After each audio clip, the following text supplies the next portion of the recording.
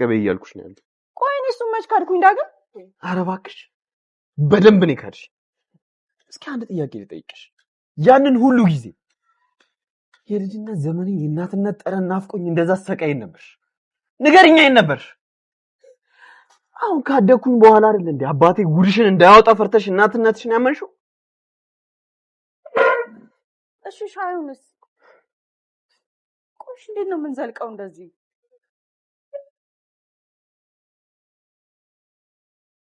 ሰላም የኑሐሚን ድራማ ቤተሰቦች፣ የኑሐሚን ድራማ ፋሚሊዎች አማን ናችሁ?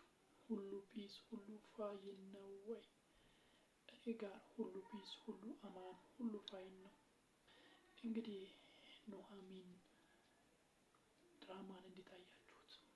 ኑሐሚን ድራማን ዛሬ በጣም የሚገርም አካሄድ ነው የሄደው። በጣም ደስ የሚል አካሄድ ነው የሄደው። ብቻ እኔ በጣም ተመችቶኛል። እንግዲህ ዳጊ እባክህ አታስጨንቀኝ። እንዴት ነው በትዳሩ ላይ እኔን ስትወልጂኝ ባልሽ ሊያውቅ ያልቻለው? እንደማየው ከሆነ ደግሞ ታላቅ ወንድሜ በትንሽ ዓመት ይበልጠኝ።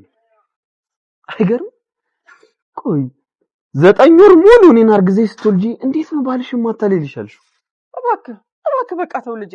መልስ የለሽም አይደል? እኔን አባቴ ላይ ጥለሽኝ ስትሄጂ ተመልሳ ትመጣለች ብሎ አስቦ ነበር። ለካ አንቺ አዲስ አበባ ላይ የሞቀ ትዳር ነበርሽ። እሺ ቆይ አሁን ምን ይፈጠር ነው የምትለው? እኔ አሁን ምንም ይፈጠር እያልኩ አይደል።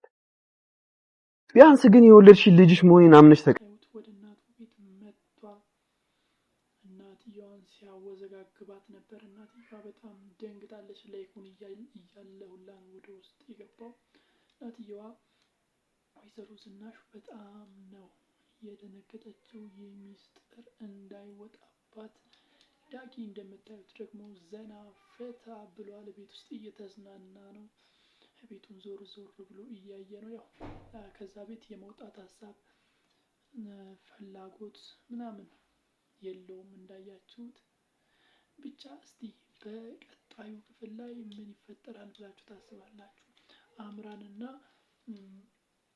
የዳጊ ወንድሙ ደግሞ ናሆም ታርቀዋል። በዚህ ነገር እናትየዋ ወይዘሮ ዝናሽ በጣም ተቆጥታለች።